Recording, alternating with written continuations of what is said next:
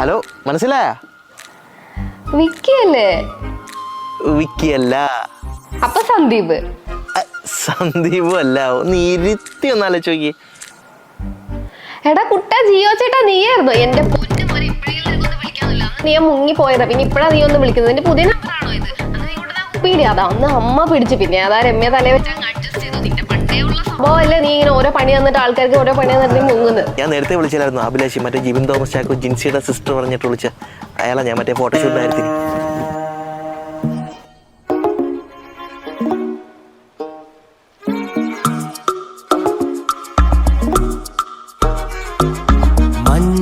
മഞ്ചാടി പൂനി കണ്ണാടി ചേലോ